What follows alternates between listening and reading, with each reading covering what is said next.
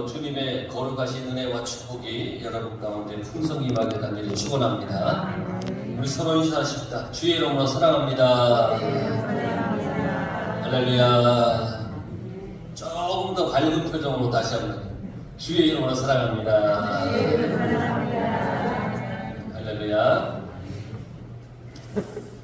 여러분 뭔가가 기억이 나서 울어본 적이 있습니까? 불현듯 뭐가 이렇게 생각이 나는 거예요. 그래서 그것 때문에 눈물이 날 때가 있어요. 때로는 내가 뭘 잘못했는데 그것이 어느 날 갑자기 확 그게 생각이 나는 거예요. 그러니까 눈물이 막 나요. 내가 왜 그랬을까? 그러면서 후회하면서 눈물을 흘려요. 내가 잘못한 것을 후회하면서 울 때가 있잖아요. 그리고 난 다음에 어떡하죠? 되게 우리는 이렇게 생각해요.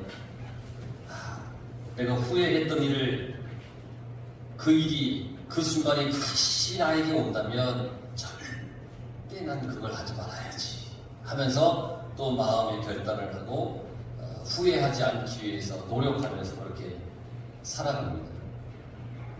오늘 말씀에 보면 한 사람은 자신의 행동에 대해서 많이 후회를 합니다. 또 한 사람은 억울할 수 있지만 묵묵히 후회하지 않고 그 길을 가는 어떤 사람이 있습니다. 그런데 묵묵히 걸어간 그 길의 상황은 정말 억울한 상황입니다. 그 길을 안 가도 돼요. 갈 이유도 없었어요. 그냥 거절해도 되고 거부해도 됐지만 그래도 갔어요. 왜냐하면 하나님께서 가라고 하시니까 그래도 갔어요. 하나님께서 가라고 하시니까 갔어요. 억울하죠. 하나님께서 가라고 갔는데 사람들이 때리고 핍박하고 조롱하고 심지어는 십자가에 못을 박아서 죽여버렸습니다. 하지만 하나님이 가라고 하니까 그 길을 갔다는 거예요. 53절에 보면 그들이 예수를 끌고 대제사장에게로 가니 대제사장들과 장로들과 서기관들이 다 모이더라.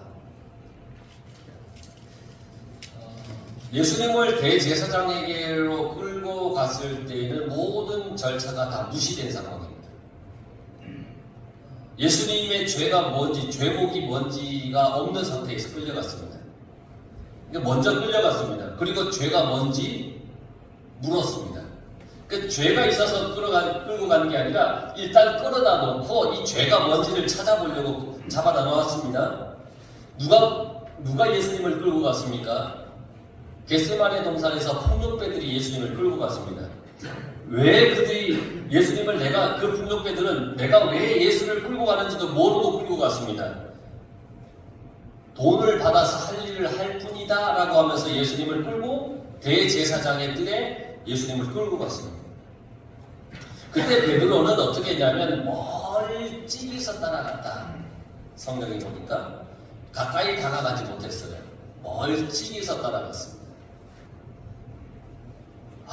나는 예수님 당신을 지키겠습니다.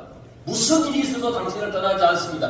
모두가 나 떠나도 나는 절대 떠나지 않겠습니다. 이렇게 얘기했던 그 베드로가 예수님을 멀찍이서 따라갔어요. 절대 떠나지 않겠다고 해서 멀찍이서 따라갔을까요? 그건 아니에요. 무서워서 자기에게 어떤 화가 미칠까봐 그래서 멀리서 따라간 거예요. 큰 소리 쳤던 제자들도 다 떠나고 다 멀리 했어요. 그렇게 예수님이 대제사장의 뜰에 잡혀갔고 베드로도 멀찍이서 따라갔습니다. 55절에 보면 대제사장들과 온 공회가 예수를 죽이려고 그를 칠 증거를 찾되 얻지 못하니 아까도 얘기했지만 예수님을 먼저 끌고 왔어요. 죽이기 위해서 끌고 왔어요. 예수님이 전하는 말씀, 예수님의 행동 모든 것이 다 이 기득권자들의 마음에 들지 않았습니다. 기득권자들은 자기의 것이 빼앗길까봐 겁이 났고 싫었습니다. 그래서 예수님을 죽이기 위해서 먼저 끌고 왔습니다. 잡아왔는데 죽일 증거가 없습니다. 뭔가 그래도 죽일 증거가 있어야 죽일 수 있는 건 아니겠습니까? 명분이 없어요. 눈에 가시거리와 같은 예수님을 제거하고 싶은 마음이 가득했는데 어떻게 할 방법이 없어요. 이유를 찾지 못했어요. 그러니 예수님께서 잡혀온 게 얼마나 억울한 일입니까? 아무 죄가 없는데 끌려왔어요. 잡혀왔어요. 아무런 혐의가 없는 상태에서 잡혀온 거예요.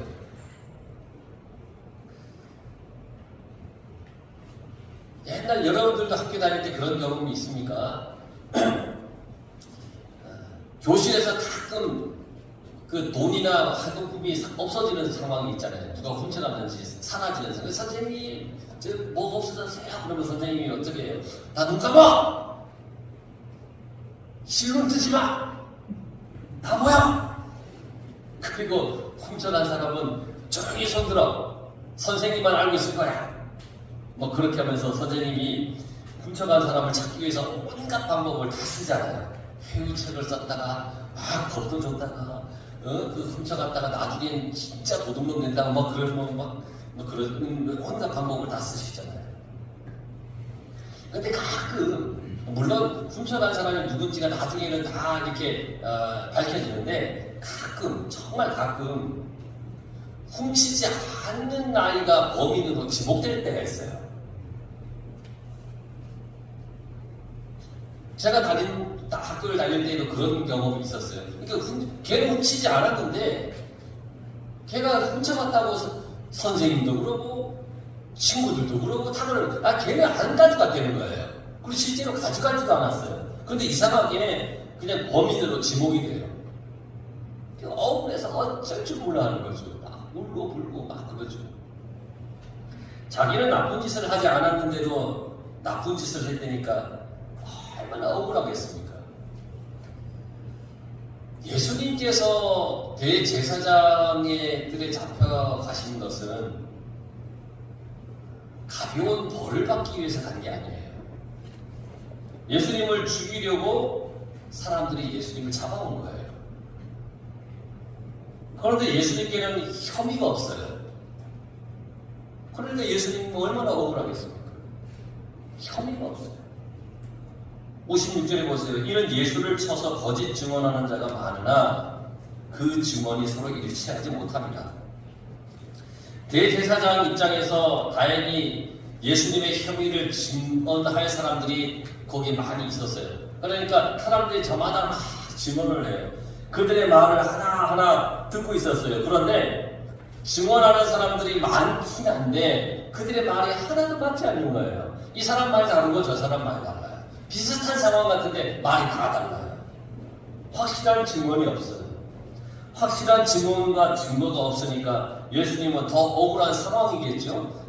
아무런 증거도 일치가 되는 게 없어요. 혐의가 있어서 잡아온 게 아니라 일단 잡아놓고 혐의를 씌우려고 하는 거예요. 그런데 증언과 증거도 하나도 맞지 않아요. 추측해서 말하는 사람들이 있었을 것이고 자기 생각을 말하는 사람들이 있었을 것이고 예수님이 싫어서 거짓말하는 사람들이 있었을 거예요. 한 가지를 보고는 그걸 10가지로 부풀려서 얘기하는 사람들이 있었을 거예요. 대제사장에게 잘 보이기 위해서 이를 꾸미면서 얘기한 사람도 있었을 거예요. 그런데 중요한 것은 모든 말들이 하나도 맞지가 않는 거예요. 하나도 안 맞아요. 이 거짓 증언이 난무했어요. 절차도 무시된 채 체포했어요. 예수님을 언제 잡아갔습니까? 한밤중에 잡아갔잖아요. 한밤중에 진행되었다라고 하는 것은 뭘 얘기하냐면 모든 절차를 다 무시했다는 거예요. 유대법에 밤에 사람을 잡아가지 않아요.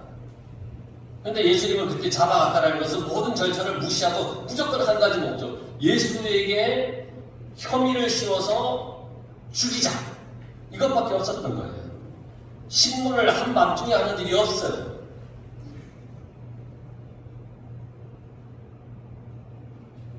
오직 한 가지 예수님을 죽이고 싶은 마음. 베드로는 예수님을 지키지도 않았습니다. 그 상황에서 예수님에 대해서 대변하지도 않았습니다. 오히려 자기가 잡힐까봐 멀찍이서 아무도 모르게 사람들 틈에 이렇게 휩싸여서 예수님이 잡혀갈 때 따라간다는 겁니다. 이때 예수님의 심정이 어땠을까요? 정말 힘들고 억울하지 않았겠습니까? 안 그래도 겟세마네 동산에서 하나님께 이 잔을 옮겨주십시오 라고 기도까지 했는데, 하나님의 뜻이라면 이 잔을 받겠습니다 라고 했지만 인간적인 마음으로 얼마나 억울했을까요? 하지만 예수님은 아무 말도 하지 않았다고 했어요. 많은 사람들이 거짓 증언을 했을 때 아무 말도 하지 않았다고. 내가 언제 그렇게 얘기했어? 너 말이 틀리잖아. 이런 말조차도 아무것도 하지 않았다는 거예요. 그 60절에 대제사장이 가운데 일어서서 예수에게 물어 이르되 너는 아무 대답도 없느냐? 이 사람들이 너를 치는 증거가 어떠하냐? 예수님이 아무 말을 하지 않으니까 야, 너 왜 대답하냐? 왜 아무 말 안 해? 이 사람들이 얘기하는 거 맞지 틀려? 뭐라도 한마디 하라는 거예요. 그 뭐라도 한마디 하면 말꼬리를 잡아서 뭐라도 덮어 씌우겠는데 아무 말씀도 안 하는 거예요. 자기 자신이 억울하게 당하는 일에 대해서 예수님은 침묵했어요. 61절에 침묵하고 아무 대답도 아니하거늘. 정말 얼마나 억울한 이 누명들이 씌워집니까? 그런데 아무 말 하지 않았다. 이때 대제사장이 결정적인 질문을 예수님께 합니다. 61절에 네가 찬송받을 이의 아들 그리스도냐? 너가 하나님의 아들이야? 너 그렇게 얘기하고 다녔잖아. 너 하나님의 아들 맞아? 대제사장이 그렇게 물어봅니다. 아무런 대답이 없었던 예수님께서 드디어 입을 여십니다. 그런데 여기서 대답하면 신성 모독죄가 됩니다. 내가 하나님의 아들이다 라고 얘기를 하면 그들 입장에서 신성 모독죄가 되는 거예요. 그걸 아시면서 예수님이 대답하십니다. 62절 말씀이 내가 금이라 인자가 걷는 자의 우편에 앉은 것과 하늘 구름을 타고 오는 것을 너희가 보리라. 예수님은 거짓 증언에 대해서는 다 침묵하셨습니다. 사람들의 여러 말에는 아무런 대꾸도 하지 않았습니다. 하지만 하나님의 아들이라고 하는 것에는 당당하게 대답하셨습니다. 신성 모독죄를 덮어 씌울 것을 아셨지만 예수님이 하나님의 아들인 것이 사실이기 때문에 당당하게 대답을 하신 겁니다. 내가 그다. 하나님의 아들이라고 하는 그 진리의 그 사실을 피하지 않았다는 겁니다. 이것 때문에 사형 판결을 받습니다. 침뱉음을 당했습니다. 그러나 하나님의 아들임을 부인하지 않았습니다. 63절에서 65절에 보세요. 대제사장이 자기 옷을 찢으며 이르되 우리가 어찌 더 증인을 요구하리요? 그 신성 모독하는 말을 너희가 들었도다. 너희는 어떻게 생각하느냐 하니 그들이 다 예수를 사형에 해당하는 자로 정죄하고 어떤 사람은 그에게 침을 뱉으며 그의 얼굴을 가리고 주먹으로 치며 이르되 선지자 노릇을 하라 하고 하인들은 손바닥으로 치더라. 억울한 일에는 침묵하시고 하나님의 아들이라는 말에는 맞다. 그렇게 말씀하셨습니다. 우리들은 어떠한가? 나는 어떠한가? 우리가 한번 생각해 봐야 합니다. 나는 어떠한가? 우리는 내가 억울한 일을 당하거나 억울한 일을 만나면 뭐합니까? 변박합니다. 아닌 건 아니고 맞은 건 맞다라고 막 따져듭니다. 변론합니다. 억울함을 싣기 위해서 정말 모든 것을 다 동원해서 나의 억울함을 풀려고 합니다. 지금까지 살아온 게 억울하다라고 그냥 별의별 소리를 다 쏟아내면서 막 그럽니다. 이권이 개입되거나 모면할 일이 생기면 하나님을 모른다고 하기도 합니다. 하나님을 안 믿는 사람처럼 그렇게 하기도 합니다. 그렇게 해야 세상을 살아갈 수 있다라고 스스로에게 위로 아닌 위로를 하면서 그렇게 합니다. 대충 믿는 듯 안 믿는 듯 구렁이 담 넘어가듯 그냥 그렇게 살아가는 게 맞아. 그러면서 때로는 하나님을 믿는 것처럼 때로는 아닌 것처럼 그렇게 살아갈 때가 있습니다. 적당한 타협을 요구하기도 합니다. 자신은 절대 억울해서는 안 된다고 생각하면서 그렇게 하는 경우들이 참 많습니다. 여러분, 우리는 어떤 말을 하면서 살아가야 합니까? 수많은 소리 중에 어떤 소리에 귀를 기울여야 할까요? 여러분, 우리도 예수님처럼 해야 합니다. 세상이 나를 향하여 무슨 말을 하든지 그것 때문에 억울해하지 마십시오. 내가 하나님의 자녀이기 때문에 그런 소리를 들을 수 있는 겁니다. 내가 하나님의 자녀가 아니면 그런 억울한, 예수님 믿고 억울한 소리, 세상의 사람들이 너 예수 믿고 예수쟁이 하면서 나를 핍박하는 소리를 내가 하나님의 자녀가 아니면 들을 이유가 없습니다. 그런데 하나님의 자녀여서 듣는 겁니다. 그러니까 오히려 그런 소리가 내게 들리면 내가 정말 예수님 잘 믿는 하나님의 거룩한 자녀구나라고 하는 자부심으로 살아가면 되는 겁니다. 억울해할 필요가 없는 겁니다. 막 억울해서 싸울 필요가 없는 겁니다. 나는 하나님의 자녀라고 하는 말을 하면서 고백하면서 우리는 살아가야 되는 겁니다. 사람들의 말에 감정이 상해서 억울해하지 마시기 바랍니다. 우리는 내가 하나님의 자녀라는 사실에 늘 감사하며 살아가면 되는 겁니다. 하나님의 자녀니까 세상의 사람들이 나를 향하여 핍박의 소리도 하는 것이고 막 나를 무너뜨리려고도 하는 것입니다. 여러분, 조용히 성령대로 사는 것이 가장 큰 하늘의 울림이기도 합니다. 내가 조용히 성령대로 사는 것. 말씀대로 사는 것이 하나님께서 가장 기뻐하는 삶인 겁니다. 예수님은 사람들의 말에 감정을 쏟지 않았습니다. 예수님을 핍박하고 거짓 증언할 때 그들의 말에 예수님이 감정을 쏟아붓지 않았습니다. 예수님은 하나님의 아들이라고 하는 말에 그렇다라고 인정을 했습니다. 그 인정이 십자가에서 죽어야 할지언정 맞는 건 맞다. 그렇게 얘기를 했고 진리를 진리다라고 그렇게 말씀하신 겁니다. 예수님은 묵묵히 하나님의 아들로서 가야 할 길을 갔습니다. 자신이 하나님의 아들임을 시인하며 갔습니다. 십자가를 졌지만 오히려 모든 사람들을 용서해달라고 기도를 했습니다. 자신이 죽어가면서 하나님께 그렇게 기도를 했습니다. 그 길이 영광의 길이고 구원의 길이었다라고 하는 겁니다. 근데 이 모든 상황을 베드로가 지금 다 보고 있는 상황입니다. 예수님께서 신문을 당하는 것을 베드로는 다 보고 있었습니다. 그리고 베드로가 있는 곳에서 베드로도 신문을 당했습니다. 67절에 보면 대제사장의 여종 하나가 와서 불을 쬐고 있는 베드로에게 너도 나사렛 예수와 함께 있었도다 라고 하면서 베드로를 향하여 이 대제사장의 여종 하나가 신문을 하는 겁니다. 여러분, 신문한다는 게 뭐 어떤 이 권력자가 어떤 그 죄가 있는 혐의 있는 사람에게 뭔가를 막 묻는 것만 신문이 아니라 누가 누구에게 뭘 물어보는 것도 신문입니다. 베드로는 그 여종의 대답에 그 신문함에 뭐라고 얘기를 했느냐? 68절에 나는 내가 말하는 것이 무엇인지 알지도 못하고 깨닫지도 못하겠노라. 그러니까 이 여종이 다시 신문을 합니다. 이 사람은 그 도당이다. 그러니까 베드로가 또 부인을 합니다. 조금 후에 또 신문을 합니다. 너도 갈릴리 사람이니 참으로 그 도당이다. 그러니까 베드로가 이번에는 강력하게 부인을 합니다.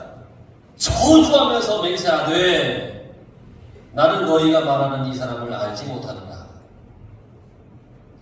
두 번째까지는 그냥 모르겠다라고 강력하게 얘기를 했지만 세 번째 물어볼 때는 저주하고 맹세하여 나는 그를 모른다라고 베드로가 대답했다는 겁니다. 예수님이 신문을 당했습니다. 억울하게 끌려와서 신문을 당했습니다. 베드로도 신문을 당했습니다. 제 발로 따라와서 멀찍이 거리를 두었지만 신문을 당했습니다. 예수님은 자신이 하나님의 아들이다라고 시인했습니다. 베드로는 하나님의 아들을 모른다 하면서 하나님의 아들을 부인했습니다. 똑같이 신문을 당했습니다. 그러나 베드로와 예수님과의 반응은 완전 달랐습니다. 우리가 살면서 신문을 당할 때가 있습니다. 그럴 때 어떡하지요? 많은 시대를 통해서 교회들이 기독교가 사람들에게 좋지 않은 그런 시선을 받을 때가 참 많이 있었죠. 사람들은 싫어합니다. 그냥 싫어합니다. 하나님은 그걸 알고 계시고 세상은 그렇다고 했습니다. 사람들이 당신 교회 다니지? 라고 물으면 여러분 당당하게 나는 교회 다니고 하나님의 자녀입니다. 당당하게 시인하십니까? 우성이는 아니야? 너무 강력하게 흔드는데 좀. 그래서 흔든 거 아니지? 다행이야. 당신 하나님의 아들이십니까? 교회 다니십니까? 그렇게 물어볼 때 난 하나님의 아들입니다. 교회 다닙니다. 여러분 당당하게 시인하시기 바랍니다. 가끔은 대화 중에 교회를 한참 욕하는 사람이 욕을 해요. 그러고 난 다음에 참 너 예수 믿지? 그때 어떻게 합니까? 이런 상황에서 묻는 거 아니야? 뭐 이렇게 합니까? 어떻게 합니까? 아니라고 너 당신이 잘못 알고 있다. 나 예수 믿는 거 맞고 교회 다니는 거 맞는데 당신이 지금 욕하고 비판하는 거 잘못 알고 있는 것이다. 바로 잡을 줄 아는 그런 용기도 믿는다고 시인하는 그런 시인함도 우리에게 반드시 있어야 됩니다. 베드로가 예수님을 3번 부인한 후에 달기 2번 물었습니다. 72절에 달기 2번 물기 전에 네가 3번 나를 부인하리라.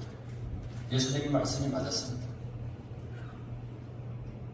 베드로는 3번째 저주하여 맹세하며 예수를 모른다 라고 부인하고 나서 달기 2번 다 물었습니다.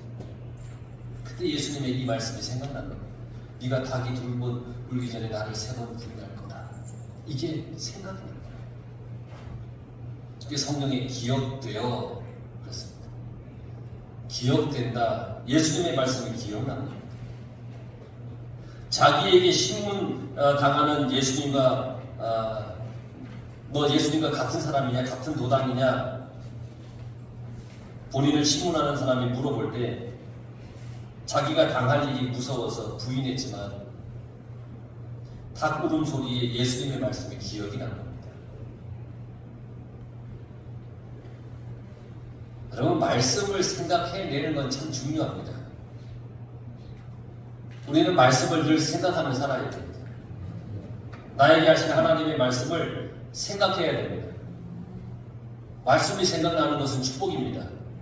내가 잘못한 일을 잘못을 행하고 있을 때 말씀이 기억나는 것도 축복입니다. 왜냐하면 회개할 기회가 있으니까. 내가 정말 뭘 잘하고 있을 때에도 그 은혜 속에 말씀이 기억나는 게 축복입니다. 그 하나님의 은혜 가운데 계속해서 그 은혜가 이어져 살아갈 수 있기 때문에. 신명기 6장 6절에서 9절에 이런 말씀이 있습니다. 오늘 내가 내게 명하는 이 말씀을 너는 마음에 새기고 내 자녀에게 부지런히 가르치며 집에 앉아 있을 때이든지 길을 갈 때이든지 누워 있을 때이든지 일어날 때이든지 이 말씀을 강론할 것이며 너는 또 그것을 내 손목에 매어 기호를 삼으며 내 미간에 붙여 표로 삼고 또 내 집 문설주와 바깥문에 기록할지니라. 말씀을 생각하고 기억하기 위해서 늘 말씀과 가까이 살아야 되는 겁니다. 말씀이 기억되었다라고 하는 것은 회개할 기회가 주어진 것입니다. 말씀을 모르면 회개도 못합니다. 우리는 말씀을 늘 회복해야 되고 말씀을 늘 회복해야 하고 말씀과 가까이 살아야 됩니다. 말씀이 기억나야 됩니다. 어떤 순간에서라도 여러분 말씀이 기억나야 됩니다. 그래서 72절에 그 일을 생각하고 울었더라 그랬습니다. 말씀이 기억나야 울 수도 있습니다. 달기 2번 울었을 때 너가 달기 2번 울기 전에 나를 3번 부인할 거라는 예수님의 말씀이 기억난 겁니다. 그래서 울었던 겁니다. 말씀이 기억나야 우는 겁니다. 예수님이 기억나야 울 수 있습니다. 예수님이 생각나야 울 수 있습니다. 십자가의 은혜가 생각나야 울 수가 있는 것이고 회개할 수가 있는 것이라는 겁니다. 예수님은 말씀대로 사셨고 말씀대로 가셨습니다. 예수님이 곧 말씀이기 때문이지요. 베드로는 말씀대로 가지 못했습니다. 예수님을 부인했습니다. 말씀이신 예수님을 부인했습니다. 하지만 말씀이 기억이 나니까 회개의 눈물을 흘릴 수가 있었던 겁니다. 여러분, 이 한 주간 말씀을 기억하며 살아가시기 바랍니다. 말씀이 나를 살리는 것이고 나를 주님 안에 거하여 살아가게 하는 겁니다. 그래서 말씀으로 돌아가야 되는 겁니다. 늘 말씀으로 돌아가야 되는 겁니다. 그 말씀이 기억나는 한 주간의 삶이 되길 간절히 축원합니다. 기도하겠습니다.